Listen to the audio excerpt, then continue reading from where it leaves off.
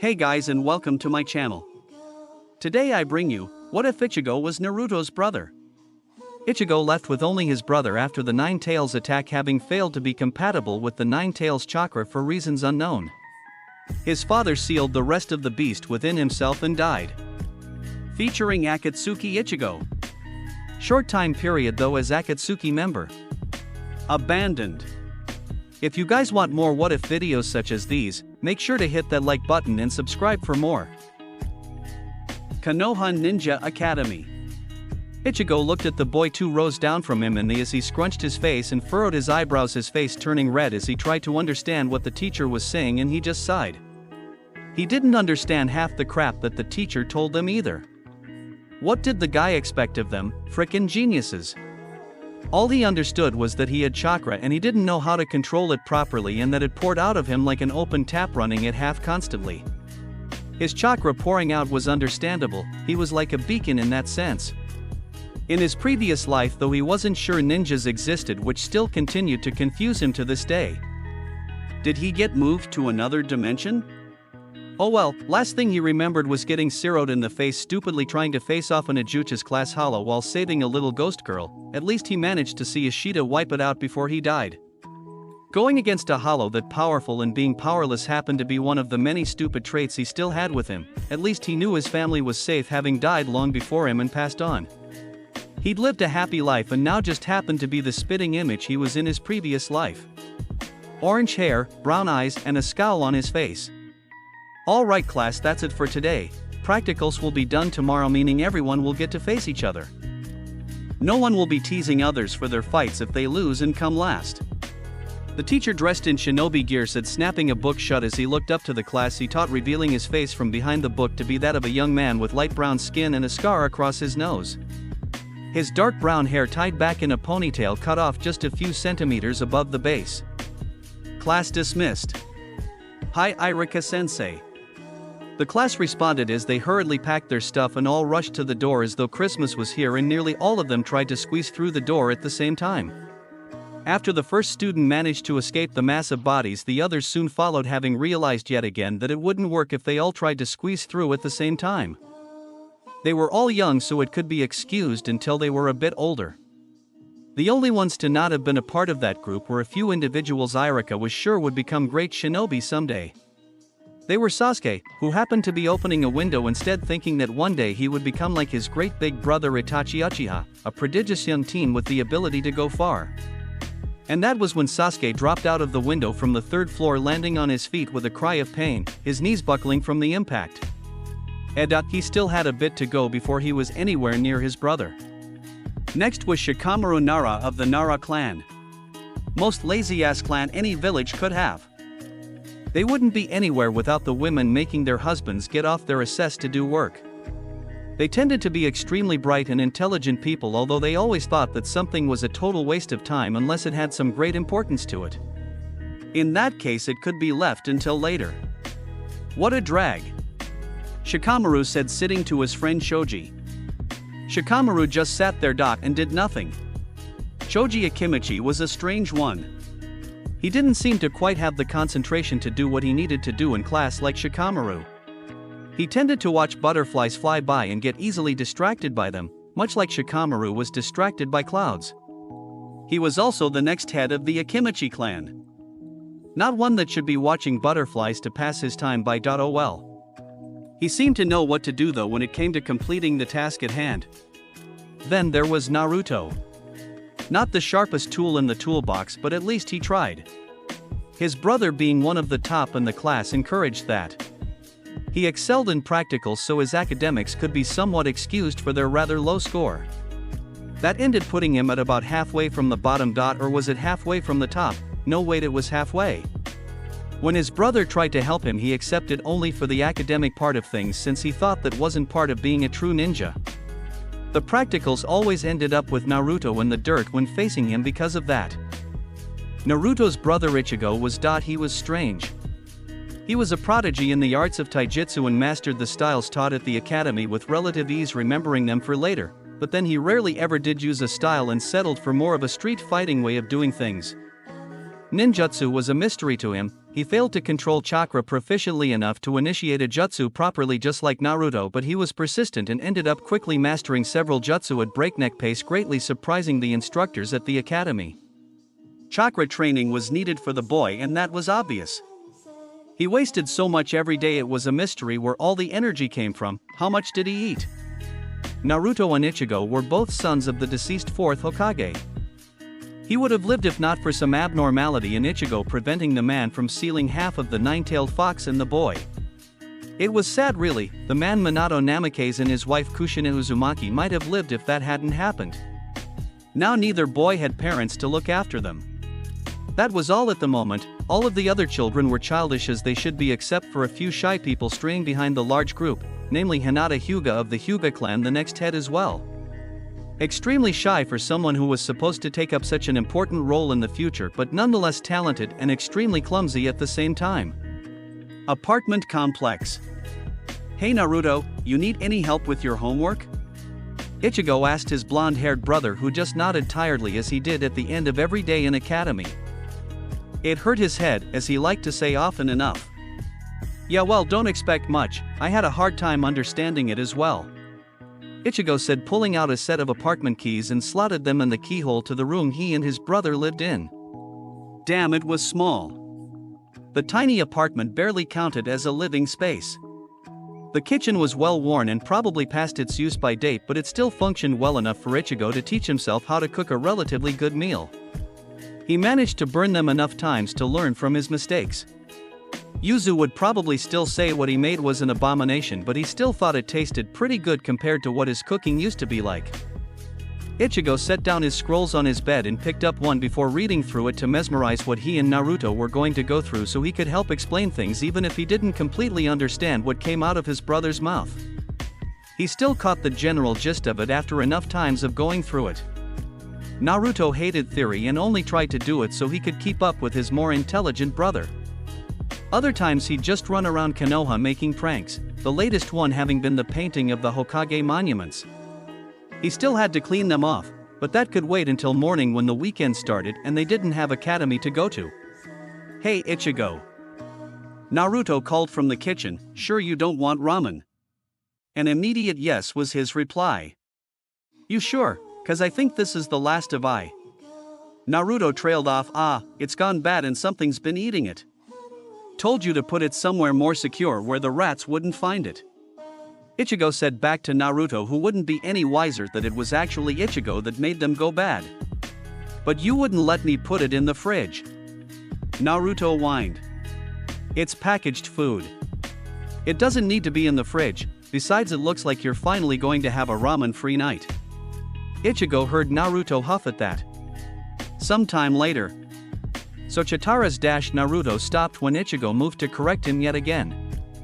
Chakra, not Chitara. After having said that, he motioned for Naruto to continue. So Chakra is this what'sama call it spirit energy and our physical energy combined. Naruto repeated after Ichigo, having read it to him in simpler terms so that he could understand it better. Basically yes. Ichigo nodded in confirmation before looking at the clock.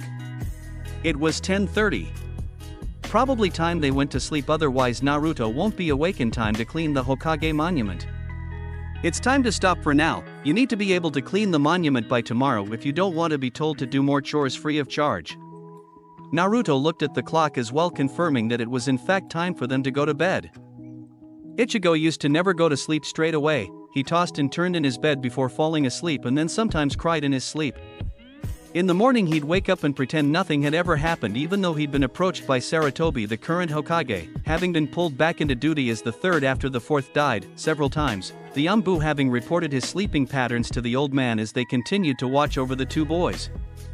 However, the sleeping patterns had long since stopped Ichigo no longer having these dreams that caused his reckless sleep. Naruto was the main observation target though, as he was the one with the nine tails sealed inside of him and needed protection from any enemies from other nations if they tried to take him. Ichigo knew that they were there. He could sense their presence but never their chakra. God, he sucked at sensing chakra.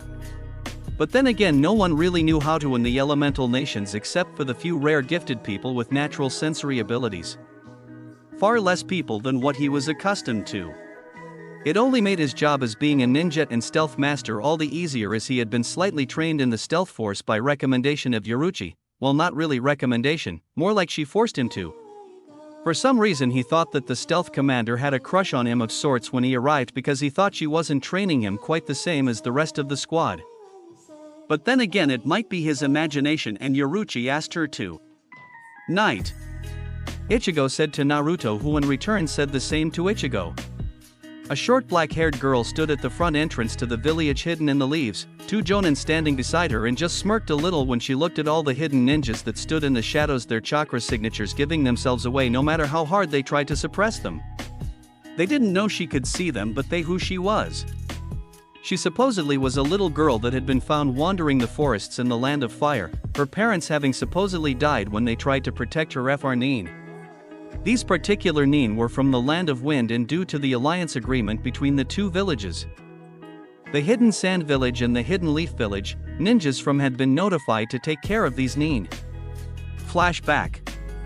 On their way back to the village, having killed the missing Nin, the two Jonin Leaf shinobi had noticed telltale signs that the two people that had been killed by the Nin weren't the ones that were there, and that someone had in fact escaped with an unusually high level of stealth. Only slight changes to the earth, such as a little bit of unground earth where FO could have easily been passed off as animal tracks. However, as being the Nin of Konoha, they had to make sure that there wasn't any escaped nuke Nin, and followed these sly signs of tracks left in the earth. When they found the one who made the tracks, though, they were extremely surprised to find a little girl tired and hungry from the running she had been doing for the past 2. It took for the Nin of Konoha to catch up to her. It only took this long due to the small tracks that the girl had left behind, and this was understandable. When they took in her app, she must have been extremely light, and that would have prevented any proper tracks from making themselves visible to the untrained eye. To say that the Konoha shinobi were surprised was to say the least. The girl that was in front of them was quite something to have been able to evade the two jonin that were tracking her for the past few days. When the two shinobi first approached her, she had been afraid and cowered, leaning up against a tree that she was sitting next to.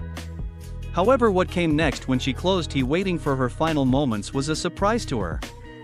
Instead of being killed like her two parents, she was picked up from the ground, an arm supporting her back and the other her legs. Much to her surprise, they took care of her and slowed their trip back to Konoha slightly, even if it meant being a little late back, to allow her to recover and come to term her parents' death. What the two shinobi didn't know was that this little girl had already lived one lifetime and was back from the dead, so to speak, and had already dealt with of close people. Even if this event still affected her just as much as then, she recovered a lot faster than expected. Flashback end. The two jonin ushered the little girl forwards, and she complied, following the one that lead the way as they moved towards the Hokage tower that stood at the back of the villa close to the mountain that was used for the Hokage faces. The little girl felt surprised that she would be coming to a hidden village and could possibly become a ninja herself, how wanted to become one most of her childhood. Her parents were strictly against this, though, not knowing what they would do if their only child were to die while out on a mission protecting the village. The little girl, although much to the dismay of her parents, had trained herself instead of becoming a ninja of a village, keeping to her parents' wishes. This had changed now, though, because they were dead and she wasn't strong enough to push off a few Chunin rank ninja. She was barely any stronger than any other ninja her age. She felt as though CH plans were in order and was going to become a ninja of the village she was now in. The little girl looked around, continuing to soak in her surroundings and commit them to memory, when she saw a head of orange with an all too familiar face scolding a blonde next to him.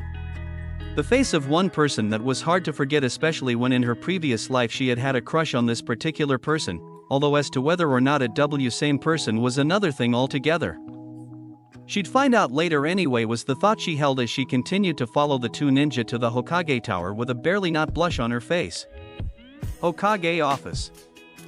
So you thought because you found this girl by herself you'd bring her back to the village as a potential ninja? Sarutobi asked the two jonin standing in front of him. One looked little sheepish as he scratched the back of his head while his only visible eye closed, the headband covering his other. Yeah, he. Kakashi laughed quietly. The first mission I send you on when you aren't doing work in Umbu and you bring a child back. Sarutobi looked down at his desk as he sighed a little. Very well, bring her in, motioned for someone to open the door to allow the little girl, who had been waiting outside patiently on one of the chairs provided while idly swinging her legs back and forth, be sure to reach the ground while seated. This is her. the other Jonin Asuma said as he stood there, cigarette in hand, blowing out a breath of smoke. Please get rid of that while there is a child in the room. Sarutobi said almost tiredly to his son, not even bothering to try and remember the amount of times he's already said teething to the man. So, Sarutobi said, turning to the little girl who only stood at about waist height of Kakashi, how old are you? 6. Said the little girl, answering the question as soon as it came out of the old man's mouth. Sarutobi hummed and thought as he looked over the girl in front of him, wondering as to whether or not he should put her into the ninja academy. Her tiny body making H fragile and harmless were factors he shouldn't be too worried about, but still played at the back of his mind, trying to influence his decision. Finally making up his mind, he asked question. How would you like to become a ninja? Yes, was the immediate answer that came out of the little girl's mouth. It was a little unexpected of the room's current occupants, but Hiruzen was glad he didn't deny the girl making her own decision. Well, then I give you either the choice of going into this year's class and having to catch up, or wait until next year. Which will it be? Hiruzen asked the still unnamed little girl. This year's, was the yet again immediate reply. Very well, Hiruzen said, and then grumbled something about paperwork for having new villagers. Now all that's left is for you to tell us your name. My name is Shaolin Feng. Shaolin answered, wondering if the old man was going to give his name to her. My name's Hiruzen Sarutobi. Kakashi here will show you to the place you will stay. Hiruzen said, pointing to the man beside Shaolin, who seemed to looking up in confusion from a book he was currently reading, obviously not believing he heard the words he thought he heard. Put that book away. It isn't appropriate for childhood. When Shaolin saw the title, she was slightly disgusted with the man that was going to show her to her new home, and looked at him with a frown while waiting for the man to lead away. She obviously knew about the book and wasn't all too pleased that the man was reading a type of book that she had expected her old and now probably dead Fukutaicho Yaipi. Here, Kakashi said, stopping outside an apartment block, giving Shaolin the keys to the room she would be staying in. Your room should be in this building here somewhere. Paused in thought for a moment for some unknown reason before looking back at the little girl, who had yet to stop frowning at him, and raised an eyebrow. What's your problem? Kakashi said, raising an eyebrow, obviously confused as to why the little girl was giving him the expression. You're filthy, Shaolin said, turning around in a huff, walking into the apartment complex.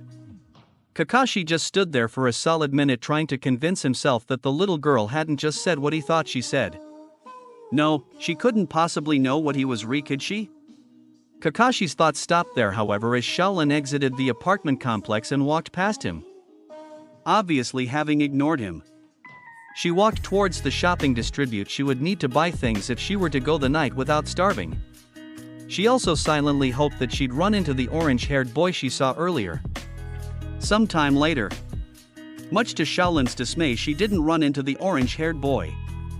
However, if her thoughts were correct, she knew she'd run into him tomorrow at the Ninja Academy. His will to degrade to pass off the opportunity to become stronger. The one thought that seemed to pass through her mind the most, though, was, would she be in the same class as him? Shaolin continued to think about this all while cooking her own meal, with her limited experience cooking for her family on rare occasion when she wanted to help and learn for H. After all, she needed to know how to make her own food to survive, and it was only logical. Her cooking skill, however, was terrible, and even if the food she made was edible, there much taste to it. She might have to resort to pre-packaged meals if she doesn't learn soon, just to prevent her from accidentally killing herself. Next day, Shaolin walked to the Ninja Academy the next day, map in hand. She hoped it was something like the Shinigami Academy, and they did practicals most of the time, because what theory if you didn't know how to use it properly? Although the main reason of hers for wanting to do practicals is because the hand-to-hand combat would probably be her favo subject amongst the entire curriculum. Feeling a hand tap on her shoulder, she spun around and looked into the eyes of the orange-haired boy yesterday.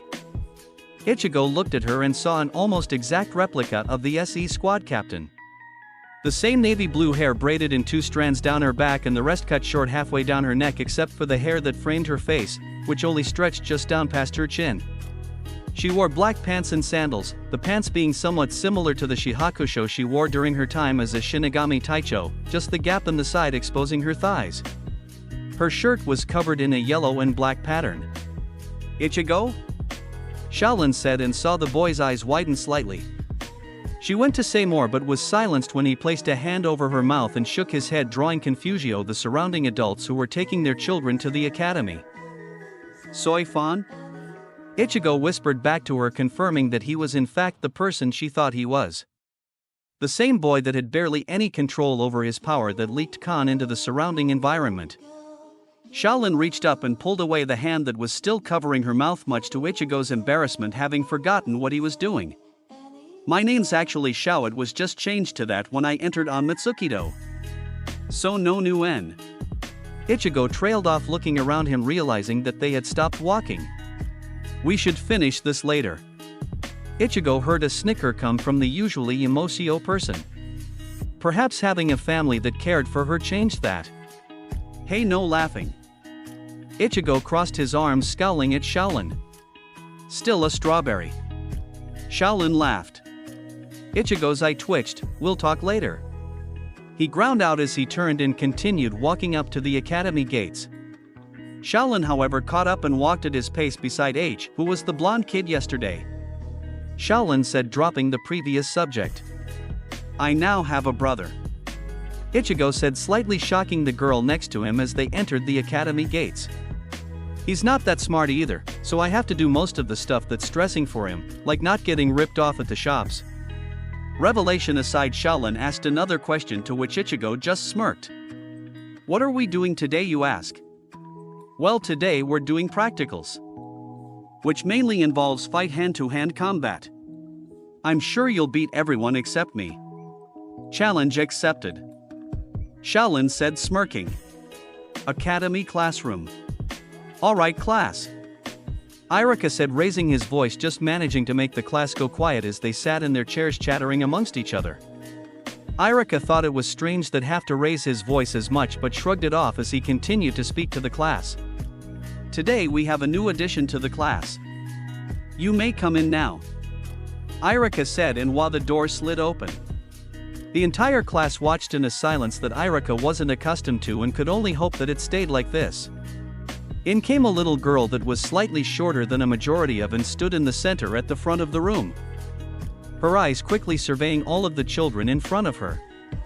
She smiled a little when she saw Menma seated close to the back, empty space on all sides of him, the other students obviously not liking him or were too scared for some reason or another.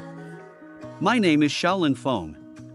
It's nice to meet you, Shaolin said. What came next surprised everyone a little as she partially bowed in front of the class and walked up to sit next when she was told to find a seat. I thought you said we were doing practicals today. Shaolin whispered, obviously annoyed that they were already outside so she could assess herself against the other students. Yeah, I did say that. Ichigo rolled his eyes, thinking it was obvious. But we've gotta have roll call and introduce you to the class before then. Ichigo explained, looking around other students who looked a little wary of the new student, thinking that she was brave to sit next to the orange-haired boy. It had also probably killed most of her chances to friends out of some of the people that didn't like Ichigo, particularly due to his strength and abilities to beat up the bullies that scoured the streets with ease. Some of them Cal probably do the same, but they didn't want to take their chances. I think you just butchered your reputation, Ichigo said, drawing a slightly confused look from Shaolin as she turned her head to face him. Ichigo saw this and sighed a little. And mind. Come on, we're going for the practicals now. Ichigo stood up and walked out into the aisle and towards the door. Shaolin, Irika called out, which she turned to and listened. You don't have to participate if you don't want to. After all, Irika was cut off before he could finish. I'll be joining in. There's no need to hold back, Shaolin said, walking out the classroom door, following after Menma. Outside practical. And now we have Sakura Haruno and Shaolin Feng, Irika said, looking at the marking board he held. Irika held pen at the ready to mark the children's skills in taijutsu, hoping Sakura would ease off of her strength if only a little, as she was probably one of the strongest girls currently in the academy. Shaolin saw Sakura smirk a little when she heard that she was called to go against the newbie, thinking that she could win. Together the two stepped inside the area in which given to spar and faced each other, Shaolin having a false sense of insecurity making Sakura believe all the more that she would win. Begin. Irika said, and watched as Sakura dashed forward as fast as her small legs could carry her and went for a straight punch at Shaolin's face to force her out straight away. Didn't believe her eyes, however, when her fist was used as the momentum to flip her over the other girl's shoulder and fall face flat into the ground, an audible crunch being mad, notifying all the others of Sakura's now broken nose. The winner is Shaolin, Irika said as he filled in the recording sheet, a little shocked as to how fast the fight ended. Looking around up from the sheet, he could see all of the auth students thinking the same thing. Wait, no, Ichigo wasn't shocked at all. He looked perfectly calm and even seemed to be smiling a little as he watched Sakura pull herself off ground, her nose bloody. He was obviously pleased that the new girl had won, but for what reason? Irika shook his head to clear himself of the thoughts and continued down the list onto the next pair to face each other. Naruto Yuzu, Uzumaki and Sasuke Uchiha. Irika frowned. He read the name. He could have sworn that he marked the little brat as absent, having to clean the Hokage faces of the new paint job they'd received from him. Actually, Nara here, so on to the next fight. End of Academy Day. So, Ichigo said, walking next to Shaolin, the day at the academy having ended, what do you think of the academy? Unbearably easy. Pity I didn't get to fight you though. Why didn't you tell me it was like that? Shaolin replied in a bored tone, wondering just how the students were going to K if they kept them acting like kids all the time. The poor kids would die the minute they stepped into a fight to the death if they didn't learn how to kill. Then again, the skill at W children handled things greatly varied from okay by standards that Shaolin expected of their age, and pathetic. She expected that most of them wouldn't even graduate. That boring, huh? Ichigo said, arms behind his head, as he looked skyward, not paying attention to the path he was walking as he just listened to Shaolin's footsteps as hard as were to hear to walk beside her. Well, maybe sometime then we could have a sparring session.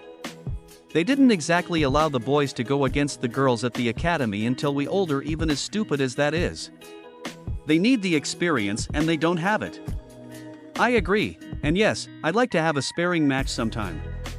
Perhaps we could have minimal attendance to the academy and train between ourselves and get notes off of your, Shaolin said, stopping suddenly and looking to her left where Ichigo stood in the direction of her apartment.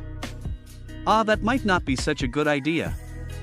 He has a knack of not attending either. Ichigo laughed sheepishly, scratching the back of his head while now looking at Shaolin, who had arms crossed and a slight frown adorning her face. Although I suppose we could do self-study and just learn all the stuff at a library or something. Yes, that sounds good. Shaolin agreed. Well, for now, goodbye, this is my stop. As she said that, she walked past Ichigo, a growing blush on her face as she realized about all she and Ichigo would be spending together. See ya. Ichigo waved and left to go home to see whether or not Naruto had gotten in trouble for any more pranks. To Ichigo's surprise, he saw Naruto working diligently in the apartment, trying to read a scroll that was in all senses far too advanced for a mind like his. His face was red. It was almost suspicious as to how he was acting, doing his work without Ichigo's help. That didn't happen often, and when it did, it was often a sign that Naruto was trying to distract him from what he had done. Naruto, at hearing Ichigo's voice, Naruto froze and turned around, scratching the back of his head sheepishly. What did you do this time? Nothing. I swear. Naruto yelled, waving his arms in front of his face, afraid of what his brother might do to him, despite the fact that the worst Ichigo had ever given him was a headlock. Nevertheless, Naruto stood and slowly inched his way towards the window behind him. Worst liar ever, was the thought that ran through Ichigo's mind as he watched Naruto continue to back away. If you didn't do anything, why are you trying to run away? Ichigo questioned, watching the growing fear grow on Naruto's face. Ichigo froze and thought for a second and glanced around the room, looking around to see if he'd stolen anything perverted from the nearby store, again trying to perfect his so-called sexy jutsu by looking at the image material that was obviously way too mature for a kid of his age to look at. Their dot under the scroll he was reading. Naruto really needed to learn how to hide things better. What's this? Ichigo said, lifting the magazine up by its corner, and saw the front cover, a woman in an erotic pose dressed in skimpy swimwear. It's not what it looks like. Naruto screamed, shoving the window open and going to jump out of the apartment. Unfortunately for Naruto, though, he was caught by his right foot and dragged back in through the window and wasn't seen for the rest of the night by the surrounding neighborhood, much to their pleasure and sanity. Ah, Naruto, how nice to see you today. Irika stood before Naruto at the classroom entrance, who fidgeted nervously for some unknown reason. One could only assume that Menma brought Naruto back into line yet again, if only for a short amount of time. Naruto really did live up to the meaning of stupidity, to try the same thing again and again and expecting different results. You wouldn't happen to know where your brother is now, would you? Irika continued, now smiling at Naruto in a way that proved to be painful as Naruto began to sweat under his teacher's gaze. He said he's not coming in today, Naruto answered quickly, and he said he wouldn't be coming in for most of the rest of academy. Naruto looked at Irika's face, which appeared to be in deep thought, and decided that now was the best time to move around his teacher and find his seat before any further questions were asked. Minimal attendance? Irika thought. The words played over in his head for a while, not realizing how much time was actually passing. He was too deep in thought to notice the first few nudges in his back coming from one of the students in his class, but when he did, the little blonde-haired girl just looked a little curiously at her sensei before retreating back to her desk, only to go back to whether or not she or her friend should be sitting next to the Uchiha boy, Sasuke. Well, whatever Ichigo's doing, it won't be messing around like Naruto. At least I can rest easy knowing that he isn't the prankster and the troublemaker is here at school. Irika thought as he readied himself in front of the class and delved into yet another class of explaining chakra properties. Where are we? Shaolin asked Ichigo as she looked at the forest behind the wire fence, clearly having a warning sign in front of it stating that the forest to some extent was dangerous to them, especially in their childlike forms. I believe this would be the forest known by many as the Forest of Death, Ichigo said in a tone that showed that he didn't quite believe in the dangers that lurked inside the forest. He stood on the right side of Shaolin, looking into the shadows of the forest, trying to spot any dangers that could possibly be there. Finding none, he began to walk forward and jumped the fence. Shaolin's eyes widened when she saw Ichigo jump the fence and race to the fence, although not jumping it herself. What are you doing? Shaolin yelled. What if we were found? Or we ended up going in there and dying because we weren't ready to go in yet? Don't worry. Ichigo waved a hand and rolled his eyes when he faced Shaolin, her face going slightly red with anger at the way he was behaving and ignoring her. The worst we'll get is a slightly harder than normal pat to the back, although I can't say the same for you, shoving us along on our way. Besides, most of the townspeople are too afraid to come anywhere near here anyway, so security is lax. Ichigo shrugged. What do you mean, although you can't say the same for me? Shaolin asked curiously, although not sure she wanted to hear the answer, as Ichigo gained a large grin and looked at her mischievously. The old man has a way with little girls. Ichigo grinned evilly. He cracked up laughing as soon as he saw the shock on Shaolin's face.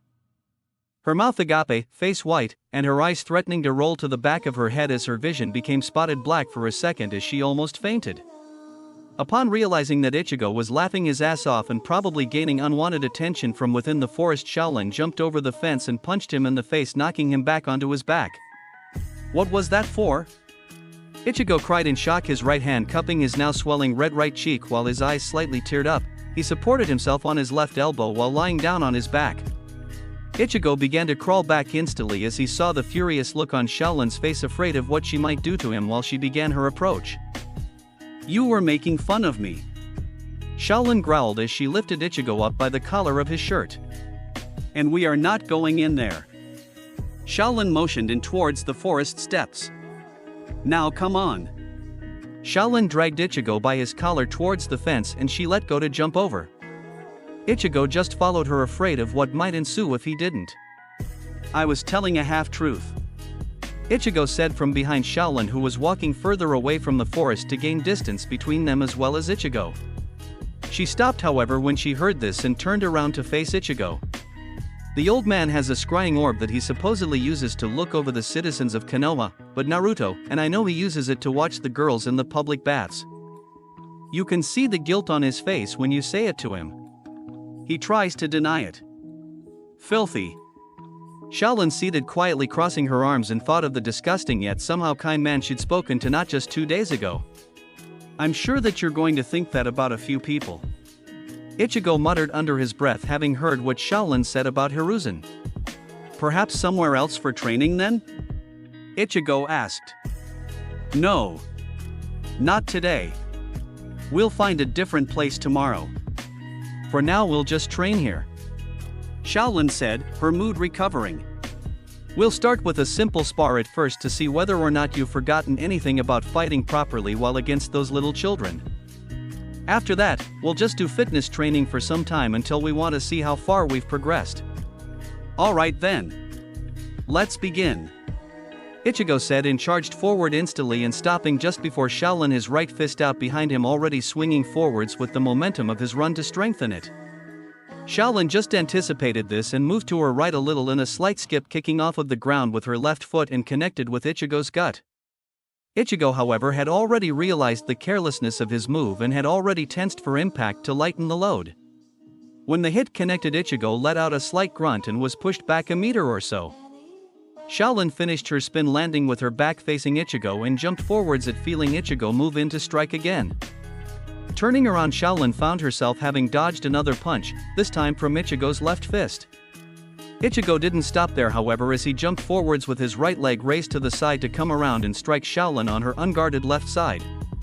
Shaolin's side didn't remain unguarded for long enough though for Ichigo to get through as she raised both of her arms to prevent the kick from hitting her in a cross-like block with both of her arms. When Ichigo landed, he shot out with his left fist again to hopefully hit Shaolin this time. Shaolin, however, was already moving her arms back while he landed and his punch was slightly redirected, having instead of hitting Shaolin's arm dead on, grazed by and managed to strike Shaolin in the left side, if only barely. It was enough, however, as it seemed his hit had caused some pain to be inflicted on Shaolin, who grunted a little in response. Shaolin took advantage of Ichigo's closeness and grabbed his arm and pulled him and kneeing him in the chest and then elbowed him in the back when he hunched over, effectively knocking him towards the ground. Ichigo stretched out his right arm to stop himself from falling all of the way and pushed off of the ground in such a way that it caused him to move away and place himself back onto his feet a few meters away from Shaolin. Not bad," Shaolin mused, quietly crouching in a low stance preparing for Ichigo to come forwards again, but was mildly surprised when he flashed from view and appeared behind her, coming around with a kick at her left side. Shaolin went even lower in her stance and managed to avoid the kick by mere millimeters while spinning on the ball of her foot and launching upwards with her own kick to Ichigo's head. Ichigo bent forwards to avoid the foot coming for his head and went to grab her leg with his left arm as it was still extended upwards. Ichigo caught the foot and spun Shaolin out behind him with enough force to send her tumbling a few meters through the long grass. Ichigo waited for Shaolin to get back up and strike again, but was rather surprised when Shaolin didn't get back up and continued to lie down on the grass. Did he kick her too hard? Unlikely, considering it was Shaolin he was fighting. "That'll be enough for now," Shaolin said, still lying down. "Even though it was a short fight, barely classifying as a spar, it enabled me to see how skilled you are at the moment. You certainly haven't lost your touch. That movement you used was Shuunpo, wasn't it? I hadn't realized we could still use it," Shaolin continued. "Yeah, I can see how that was all we needed for now," Ichigo realized when he thought about all the movements he had used to combat with Shaolin. He was also slightly tired from the power he had used behind the attacks and the concentration he had needed to do everything he had. His Shuunpo was also draining since it was performed in a human body and it required just that bit more energy to move his physical body. "I don't think it really is Shuunpo, but I discovered it by accident and the thought had actually been plaguing my mind for a bit, so when I tried it again after chasing my brother down, I found it actually takes a bit more effort to use than before. I don't use it all that often because of this. I see. Well then, when we meet up again for proper training, I expect that we try get back up to our old speed. Not that it'll be even remotely possible, but we can still try," Shaolin said, standing up finally and turning to face Ichigo. "What? Are we not continuing anymore today?" Ichigo asked, slightly confused. "Wasn't that what they were supposed to be doing? Training?" "No, we're not," Shaolin answered with what seemed to be a straight face that was slowly gaining a slight blush to it when she began to speak again. "I thought that because I've only been in the village for a day you could show me around. Let me familiarize myself with the things here," Shaolin said, now looking down at her feet, something Ichigo thought was uncharacteristic with her since he remembered her being a brutal captain of the 2nd Division, but time changes things and people, so it was possible. "Okay then, let's get going," Ichigo said and flashed out of view to shorten the amount of time to get back to the village. He was closely followed behind Shaolin as she stumbled a bit after initiating her first Shuunpa in the tiny human body, having been used to that level of movement in her fully grown form. Hours later. And that's the Hokage Tower. The old man works there and doesn't get to see others much since he's either using his peeping device, doing paperwork, or spending time with his family. When he does come out, he's generally going to visit the academy or out on business. He probably does go out more often, but I'm either not around or I don't notice, which is highly probable. Ichigo stated the last building he and Shaolin had yet to talk about in the large village of Konoha.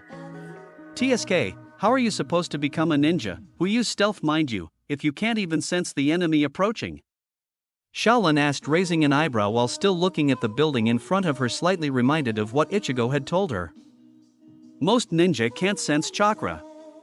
Ichigo stated, answering Shaolin's question somewhat. Those that can tend not to be very good fighters, so I think I'm pretty safe when it comes to leaking chakra all over the place, even though I still need to get a grip on it.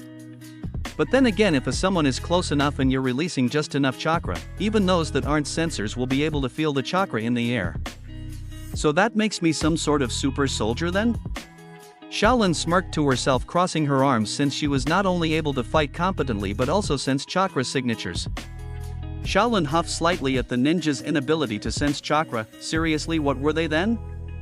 Ninjas, according to her, should be able to detect the enemy's position at all times. Not quite. Ichigo responded, turning around and heading back in the direction they came from, Shaolin doing the same when she noticed him leaving.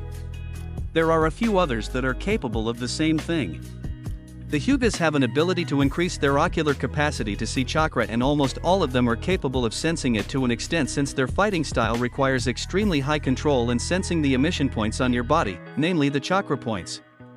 Well, thank you for your tour around Konoha, Shaolin said, stopping to face Ichigo, who did the same, wondering why she stopped. But I think that's enough for today since it's beginning to get dark. I'll see you tomorrow, Shaolin said, and began walking away in the direction of her apartment, but was surprised to find Ichigo walking alongside her. She looked at him with a confused expression, which Ichigo noticed. What? You expect me to let a little girl walk home by herself while it's getting dark? Ichigo said with a slightly teasing voice, to which Shaolin huffed and sped up her walking pace to get away from him. She became slightly annoyed when Ichigo caught up but relented and allowed him to follow. Training grounds. Get up, Shaolin commanded, looking down on Ichigo's prone form. I can't, Ichigo groaned as he lay on the ground panting. You know you're gonna stunt my growth if you make me wear this all the time. Cursed Shaolin's training. All Ichigo could do was take small measly steps with the amount of weight she'd placed on him. According to Shaolin, he was building up strength and speed. How the hell was he supposed to go anywhere in training if he wasn't able to do anything? She had not only given him leg weights but a weighted vest and arm weights as well. Heh, Shaolin huffed, turning her head to face over her shoulder. You should be able to carry those weights with ease if you knew how to control your chakra properly. Well, I don't, and I'm not exactly in my fully grown body either. Now take of the ones on my arms so I can at least push myself up. Ichigo roared, trying to push himself off the ground and into a sitting position, but failed miserably when he only managed to get a few centimeters off the ground before collapsing into a heap again. Fine, I'll take them off you for now. You managed to last 1 minute before collapsing. I expect more next time. Shaolin looked at Ichigo sternly in the eye, only to get a groan in response. Shaolin unclasped the weights, causing Ichigo to shoot up and tackle Shaolin to the ground and restrain her while he reached out for the weights he had been wearing. What are you doing? Shaolin yelled, kicking and screaming as a child would do while struggling to resist Ichigo while he pinned her to the ground. Showing you what it's like to have weights strapped to your entire body, you slave driver. Ichigo answered, having already somehow attached the leg weights to Shaolin without suffering many kicks to the face. We aren't fucking Shinigami anymore, Shaolin. Our bodies are obviously not as strong as a Shinigami's would be. Do you honestly expect us two humans, Ichigo said, exaggerating the word human, at the age of 6 capable of lifting twice our own body weight? Ichigo said, finally causing Shaolin to stop resisting as he clasped the last arm weight to her. Tsunade did it, Shaolin said quietly. What? Who? Ichigo said, raising an eyebrow, wondering who the hell Shaolin was talking about. Ah, who cares? 2 words, chakra control. And you know how much I suck at it. Ichigo sighed while running a hand down his face, getting off of Shaolin, not having bothered to strap the weighted vest onto Shaolin, allowing her some movement. If you suck so much, then try climbing the tree over there without your hands and I'll prove you wrong. Shaolin said, defiantly unclipping the weights and standing up to her full height, arms crossed as she stared at Menma. That's different. How?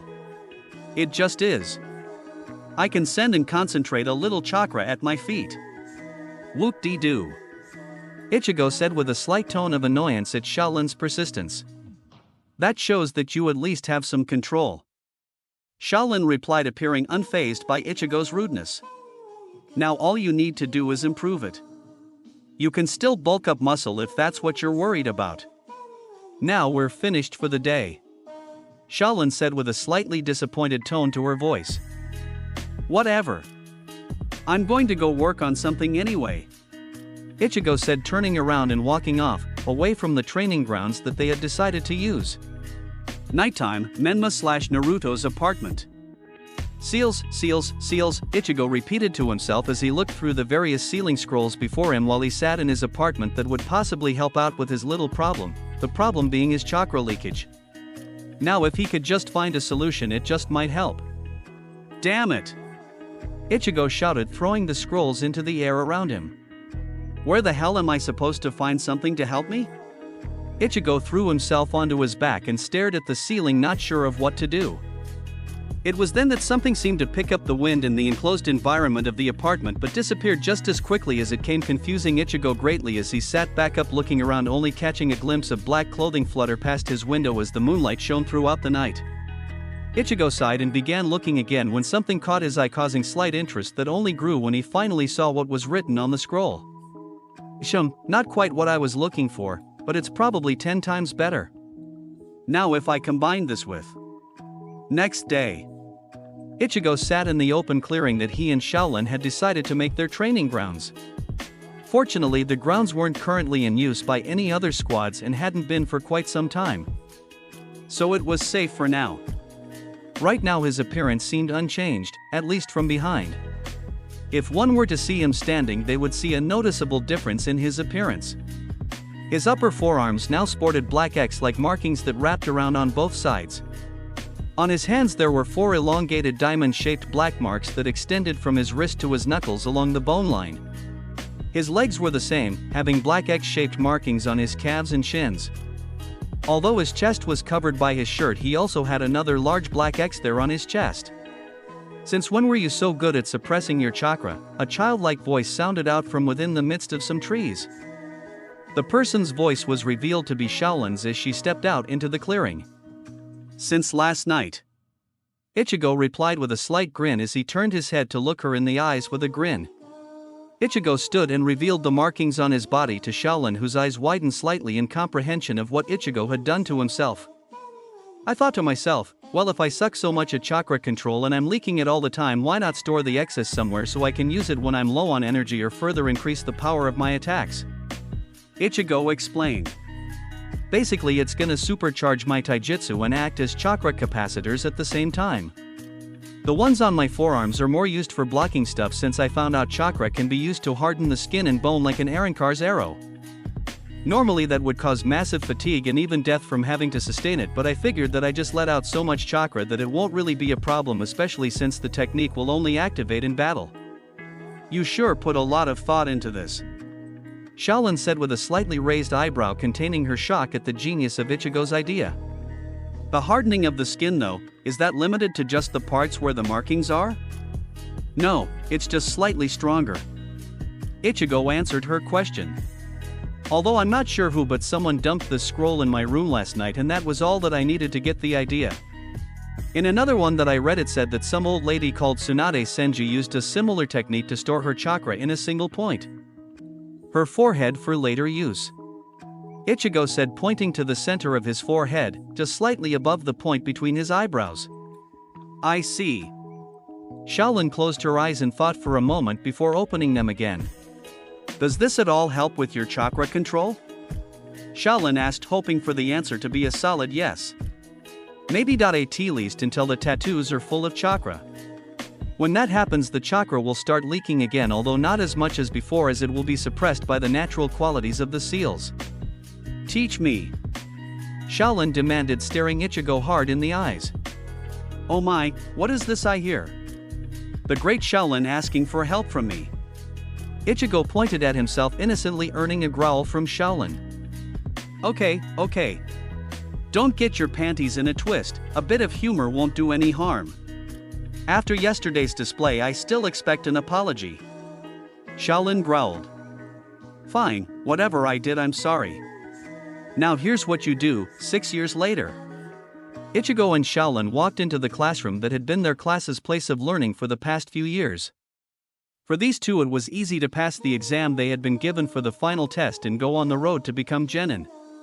All they had to do was perform 3 basic jutsu and know the basic criteria of the way things work in the ways of chakra. Not much, and probably not quite enough for anything harder than lost and found jobs, as the kids had never killed before. The two had gained the highest marks in the class, much to the distaste of Sasuke Uchiha. The two now wore their village headbands wrapped around their upper left arm. The boy had suffered a rather vital blow to his mind and emotions when his entire clan was massacred, leaving only him alive. The reason, it was his brother that had done it, and he spared his brother so that he may become stronger. Sasuke now had unrivaled hate towards the man he once called his brother. His emotions had become suppressed, and he no longer interacted with his peers unless he had to or had a reason to, more often than not insulting Naruto, nothing more, nothing less. The boy now sat brooding at the back of the room with no one sitting next to him because he wished to be alone, and all of his fangirls complied, not wanting to anger their Sasuke-kun. Well, whatever was left of the girls, that is, namely Sakura, a pink-haired girl that was a loudmouth and extremely annoying, and Ino, a blonde who was just as much of a loudmouth as Sakura, although usually only when it came to Sasuke and fighting the billboard brow, as she had so dubbed Sakura for her impressively large forehead. Ichigo had undergone some growth throughout the last 6 years of attending academy, now standing at around 4.5 feet. So had Shaolin, and now stood just past Ichigo's shoulder height. Ichigo's brother Naruto was the same height as Shaolin, much to his displeasure of being so short. He had wanted to be as tall or taller than Ichigo, but it turned out that his growth rate had really slowed down. Ichigo thought it might have to do with all the ramen Naruto ate instead of proper food, even though he had tried to get Naruto to eat something other than ramen. Naruto, though, was completely against this idea and said that ramen couldn't possibly stunt his growth, as it was his favorite food. Poor Naruto, when would he get it through his thick skull? Ramen isn't a healthy source of nutrition that supports growth. Who cares? Shaolin herself, like Ichigo, now sported some black tattoo-like marking on her arms. They took the appearance of arrow-like markings on top and underneath her upper forearms that seemed to bite into each other as they didn't overlap, and the backs of each arrow were seemingly removed, snugly fitting in the next successive arrow tip and behind the one in front without overlapping. There were 8 of them all up on each arm, making it 16 in total. A yellow-like glow that seemed to come off of the fully charged markings then outlined the arrows. Ichigo's tattoos had unexpectedly changed as well, from their usual black X's to a thin film that seemed to rise up out of his skin by less than a millimeter. There also seemed to be some kind of white crystalline growth just slightly inwards from the edge of the X's, which had a dark blue outlining that seemed to be reminiscent of extremely dense chakra if one were to know what chakra looked like in its physical form. As the class sat now, they were all talking amongst each other, trying to figure out among themselves as to who would be on which team. The only problem, though, was that the class seemed to be missing one member, as the current numbers in the class didn't fit into what would be considered complete genin squads. Although, who were they to deny the decisions of the instructors? Hey Ichigo! Naruto called out from his seated position in the rows of desks, smiling idiotically as he usually did, causing Menma to sigh and facepalm. Shut up, Dobe. Your voice is painful, Sasuke said coolly, causing Sakura and Ino to gain love hearts in their eyes.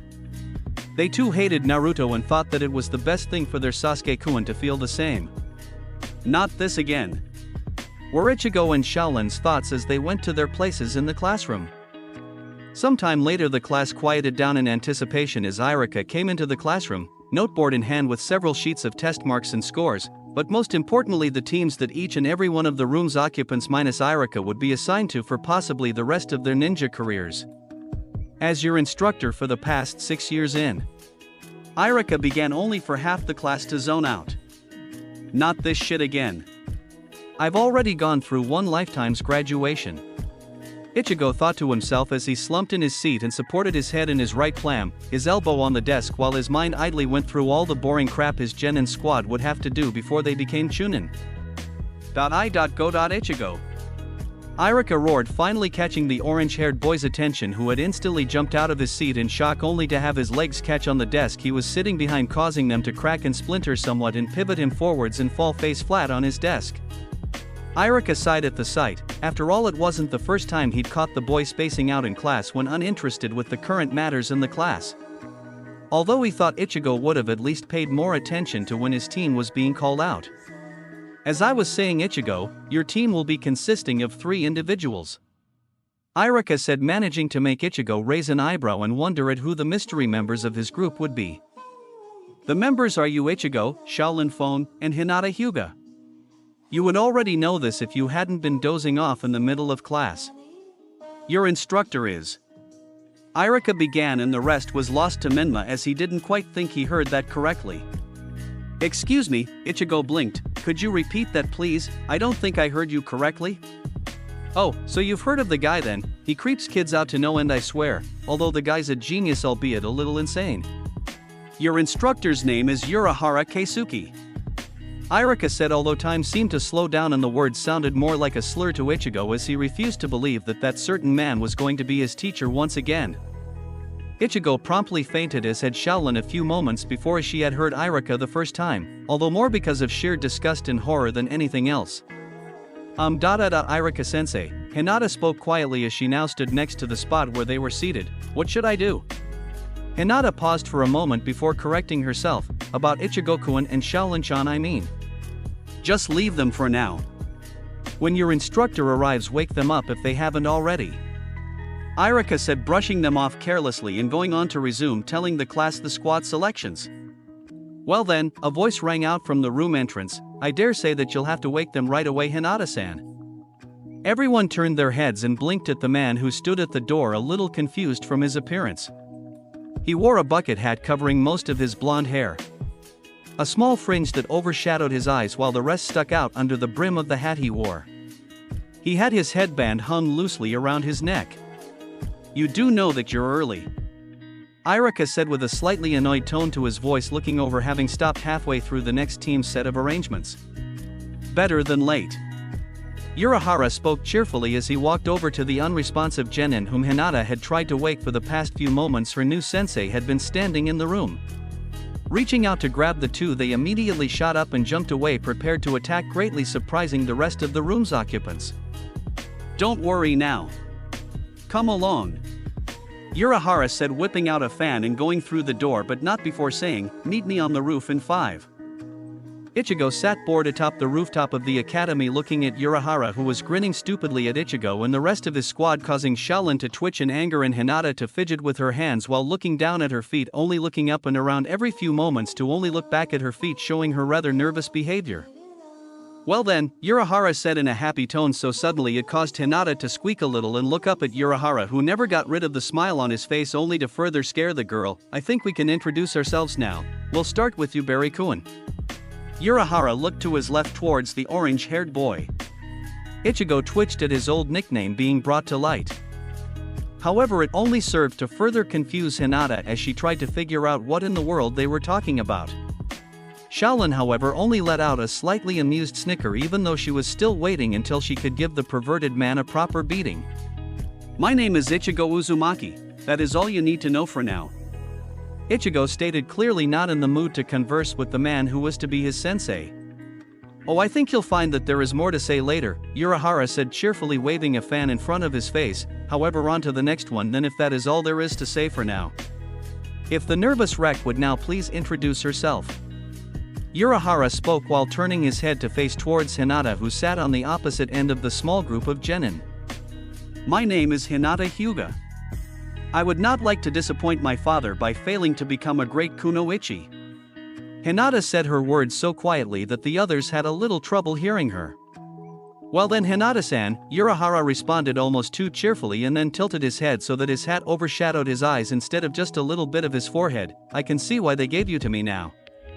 Before Hinata could reply though to ask why she had been placed in the team she was in, Urahara continued on. Now, you, Urahara pointed with the tip of his closed fan after snapping it shut, little b. He said cheerfully, having angled his head back up so it was no longer covered by the shadow as much. I hardly see the point in replying as you already know who I am. Shaolin crossed her arms and turned her head to the side in a huff, trying to be as rude and disrespectful as she could. However, Urahara already suspected something like this would be coming from her and chuckled slightly to himself all the while grinning. What are you laughing at? Shaolin barked, turning back to glare at Urahara. Just the way they were before. Urahara thought, all the while grinning to himself. Although those markings they have on their bodies. I didn't quite expect Ichigo to get that from the scroll I gave him 6 years ago. The scroll I gave him had instructions on creating a seal that would have similar effects to that of Captain Zaraki's eye patch. There were some other protective seals that were in it as well, but that doesn't quite explain the power that those bands he's wearing radiates. He must have modified it somehow through a spurt of genius, like myself, and used it to store chakra and strengthen his body and attacks at the same time. By releasing the seals, the markings will possibly dissolve and immediately give a massive power boost, at least in theory. Urahara analyzed, having unconsciously moved the hand that wasn't holding his fan to rub at the stubble on his chin while in thought, oh, nothing that concerns you. Urahara waved dismissingly. It does concern me, you perverted man, you were looking at me while you laughed. Shaolin accused, pointing her finger at the man. Hinata sat silently as she watched them banter like old friends, all the while deeply confused as to how such a relationship occurred between them. Had they known each other previously? If so, why did they act like they hated each other? Or was it just like this from the start? Hinata didn't know, but she began to think that it just might be a little fun having strange friends like these. By now Shaolin was running across the rooftop after Urahara and Ichigo just sat in the same spot just a little over from Hinata, just idly enjoying the show, letting out a sound of amusement every now and then when Shaolin seemed to have gotten to the man only to fall for one of his tricks and be back at square one all over again. Looking to his left, he saw that Hinata was somewhat confused as to why Shaolin was screaming bloody murder to their instructor and chuckled a little, gaining Hinata's attention. Don't worry, no one's gonna get hurt anytime soon. Shaolin just doesn't put up with the guy very well. Especially since he's been evading us all these years. Ichigo whispered the last part to himself, too quiet to be heard by anyone else. Hinata nodded at Ichigo's explanation and turned back to the scene still unfolding before her, wondering if they were going to progress any further than today. Back in the classroom after team arrangements. A woman with red eyes and black messy hair that fell down to her waist walked into the classroom of Genin ready to pick up her charge, having memorized the faces of the kids she was supposed to take with her. Kiba, Inuzuka, Shino, Aburame, and that was it? Wasn't there supposed to be 3 Genin assigned to each squad? Where was the little terrified girl she was supposed to be taking with her? The woman hummed and thought, turning back around her red mid-thigh, dressed like a tire that was covered in white bandage-like cloth with a black pattern on it, going tight at the sudden movement, the elastic in the clothing allowing her to take larger steps than in a normal dress. Walking back out of the classroom and down the hall to the staff room, she opened the door and peered inside to see if any of the academy's current instructors were there to explain the mishap. Sure enough, Irika was sitting at his desk filling out paperwork that was scattered in one corner at the back and stacked neatly at the front. Irika just looked up and turned when he heard light footsteps approach from behind himself to find one of the Jonin instructors standing patiently waiting for him to finish the sheet he was filling out before asking any questions. Hold up just a sec. Irika said as he turned back around, signing off of the bottom left-hand corner for what seemed to be the paperwork on the traitor Mizuki, who had up until recently worked at the Ninja Academy. Turning back around after a moment, Irika spoke, "Can I help you, Kurenai-san?" "Yes, I was wondering, shouldn't there be a 3rd Genin in my group? I only saw 2 in the classroom. I came here to check because last I heard that Urahara guy was the one taking only 2 Genin." Kurenai stated in a slightly confused voice. "Ah, that one." Irika realized what she meant. "Well, you see, it was actually only changed in the past few days. while the specific people who had been selected for your squad were all trackers and was a team made for that sole purpose. It was deemed that the Hyuga's Kekei Genkai was to be used in Urahara's Genin squad for unknown reasons, although I have a feeling it may have to do with the confidence levels that she has more than anything else. The Hyuga clan is also pressing that she earn Chunin rank within her first year of being a ninja. And I was deemed to not be enough to allow her strength to grow and give her the confidence needed? Kurenai narrowed her eyes a little. That man will end up hurting her more than she has to be. Irika just sighed and shook his head, closing his eyes, placing a hand behind it to scratch his head while in thought. Opening his eyes and stopping his head while bringing his hand down to his side, Irika replied in the best way he thought possible. Yeah, maybe, but in the end, I think it was just down to who they thought could get it done faster. Besides, if she can pass his final test to allow them to become Genin, she should have more than enough confidence to clear her goals as a ninja and overcome the challenge of her achieving Chunin rank this upcoming exams. That man's test is no test a Genin should be facing. Kurenai raised her voice a little, especially one like Hinata. She's not ready yet. The other two were given to him for a reason. She might only end up feeling more depressed having teammates that are stronger than her, and when she sees it she'll feel useless. Don't worry. It was decided that even if Hinata and the two others couldn't pass the test, they'd be considered Genin anyway and given another instructor to go under. Although I think it was Anko who volunteered to take Menma and Shaolin, as strange as it is for her to take an apprentice, let alone two. Irika shivered at the thought of leaving children in her care. You would have it as it was set before, receive Hinata and take her as your Genin. They'd better all pass, otherwise I'm gonna kick Urahara's ass for screwing over his students. Kurenai finished and walked out of the room, leaving Irika to contemplate on whether or not it really was a good idea to leave those children under Urahara's care. Back on the academy rooftop, well, Urahara giggled childishly. Since our bundle of joy, he pointed at the decked Shaolin, who panted heavily, having just chased Urahara with no luck of catching him. Is all tired out? I can explain what we're going to be doing for your final test. Isn't this exciting? Oh joy. Ichigo groaned. Do not complain so much, Ichigo-san. Urahara said exasperatedly, waving his fan in Menma's direction. You're going to need to clear the next 10 days in your schedule and meet in training ground 2, for squad 2, us. Urahara waved too excitedly for Ichigo's tastes as he noticeably began twitching from preventing himself from trying to pummel the man who was making an idiot of himself, probably making up for all the time he missed in the past few years. You are now dismissed for the rest of the day. However, you should probably hang out a bit today before tomorrow to get to know each other better. After all, you are going to be on the same team for some time now. Ichigo, Shaolin, I need to talk to you two in private for a moment concerning something rather important. Urahara said, beckoning them over to him. Hinata-san, if you'd so kindly wait for a moment. Urahara said, waiting for acknowledgement from Hinata before moving to the other end of the rooftop that was guarded from prying eyes from the shrubbery that grew in the small roof garden, followed by Ichigo and the now recovered Shaolin. So? Urahara said, seriously, turning around to face them after having led them to the other side of the roof. Ichigo and Shaolin, as expected, turned serious as well, waiting for what Urahara had to tell them. Only to have a look of exasperation when a huge grin broke out on Urahara's face. How have you been? You drag us over here to say that? Ichigo roared, aiming to elbow Urahara in the face, only to have him lean backwards and bring his right foot around and behind him to allow the elbow to sail harmlessly past his face, much to his pleasure. No more broken noses, thank you very much. He'd learnt that much when he was a candy store owner. Can't an old friend say hi? Urahara asked innocently, once again flapping his fan in front of his face, concealing a grin. Of course. But why didn't you do it sooner? Ichigo asked. Why, I thought it best you two grew up getting to know each other.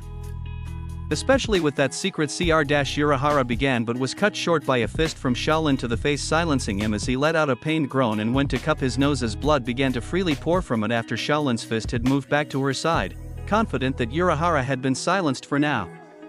No need to be so mean, Shaolin-chan. Urahara whined. Did you actually call us over here for something at all? Shaolin asked impatiently as she began tapping her foot on the ground, arms crossed again. Of course I did. Urahara pulled a scroll out of the flak jacket he wore and presented a sealing scroll. having been equipped with weapons of comfort and ones that felt natural to yourself in your past life. I decided that before I came here I'd have something made for the both of you. Both weapons, however, are scaled to the exact same size that you used when you were fully grown, so some slight difficulties may present themselves at first. Urahara finished with unsealing two objects from the scroll he held. An obsidian blade with a chain dangling out of the end of the hilt was presented to Ichigo. There were 3 prongs coming out the backside of the blade and an opening in the blade that began at the hilt and extended about a third of the way up the blade. The blade finished with a curved tip at the end that bent back slightly, the third prong on the blade just slightly behind the tip. The other 2 below it spaced apart by the same distance. The blade came up to Ichigo's shoulder in height. The hilt was also wrapped in black cloth with a little red diamond-like pattern coming up the sides. In all, it reminded Ichigo of what his Bankai blade used to look like. Shaolin gingerly grabbed hers from the grinning man before her and began to inspect the weapon when nothing happened. It looked like an ordinary gauntlet except for the fact that only her middle finger would be encased in the stinger like metal encasing. There was also a small chain attaching the finger and main part of the gauntlet together. The gauntlet extended about 3/4 up the way of her arm but allowed movement in her wrist due to the gaps between the 2 pieces. The guard and the gauntlet.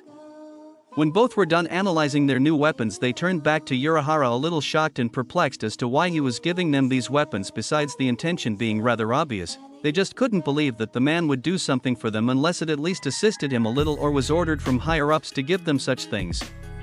Unfortunately, those weapons are nothing like Zanpakuto. Zanpakuto don't exist in this world, as I'm sure you should have been able to figure out from the fact that if there was, you should have at least seen a Shinigami or Hollow by now. Urahara said, not quite answering the question they were going to ask. So we really are in another dimension then? Ichigo concluded to himself silently, he himself having pondered the thought for some time and come to the conclusion. He just wanted someone else to say the same so he could be sure. Those weapons, however, are made of an extremely valuable metal that conducts chakra far better than any regular kunai, shuriken, or other material.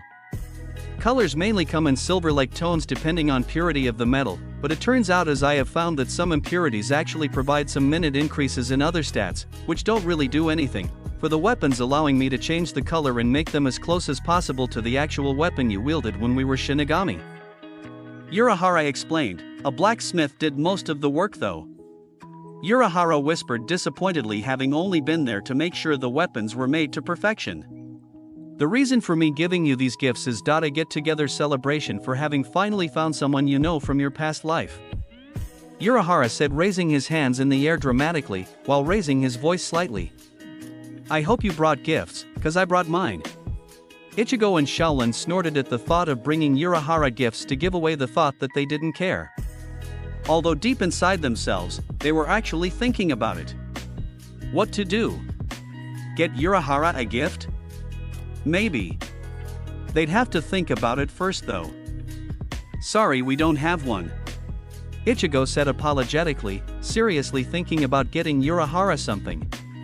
Although with the pay Urahara received, it shouldn't be a problem to get it himself. Greedy bastard. Ah. Urahara whined and then brightened up suddenly with a positive look on his face. Oh well, I'm sure you'll get me something eventually.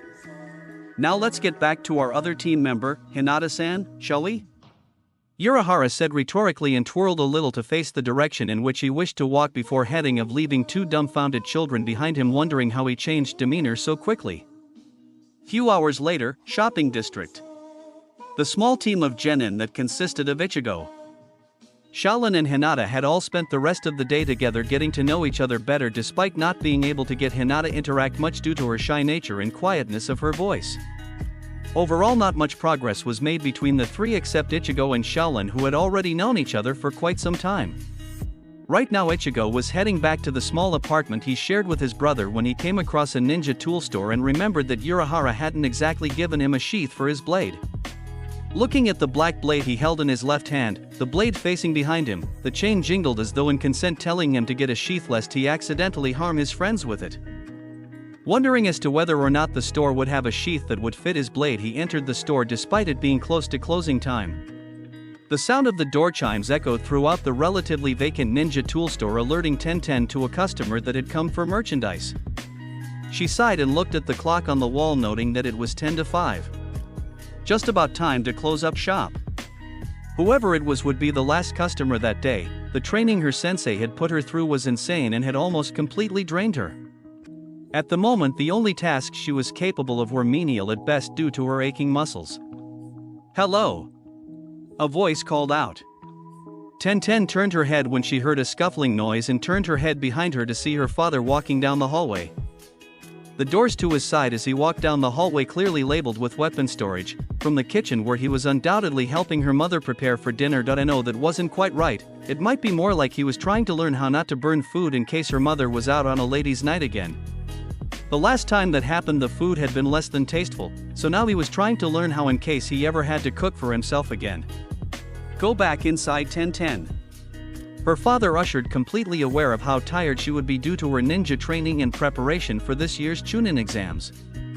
"I'll handle this. Hopefully it'll be the last one for today and we can close up shop for today." "Yeah, okay." 10 replied, taking a deep breath and letting out a sigh before turning towards where her father had come from and heading to the lounge area near the kitchen to settle down a bit. "Hello." Ichigo called out and walked to the front counter where he awaited for the owner of the store to come out and see if they could help him with his request. Several moments later, Ichigo was going to call out again but heard someone coming from behind the door at the front counter. As the door opened, out stepped a middle-aged man, stepped through and saw Ichigo. Walking over to the counter at a leisurely pace, he asked, "What can I do for you? I was wondering whether you had any sheaths or if it would be possible to order a sheath for this blade. If so, I would like to buy or order one," Ichigo said to the man holding the blade up for him to see it. "This is a wonderful blade you have here. A bit big for you though, don't you think?" the man asked Ichigo, but just shook his head and smiled a little before chuckling to himself. "My daughter would have a fit if she saw someone with such a beautiful blade and didn't get to at least hold it." The man said more to himself but to Ichigo as well, drawing a slight smile to his face.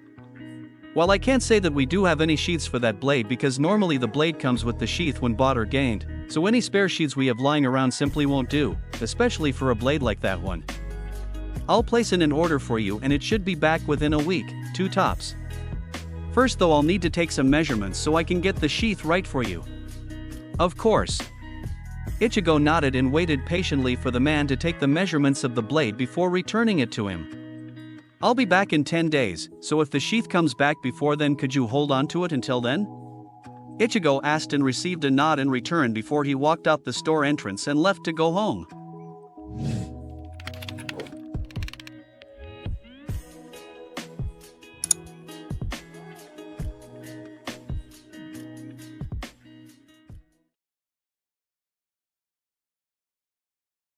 カカロト、それは私の名前でしたか？どこですか？もっと言えば、ここは何ですか？なぜここはこんなに安いのですか？新しいフェーズへようこそ。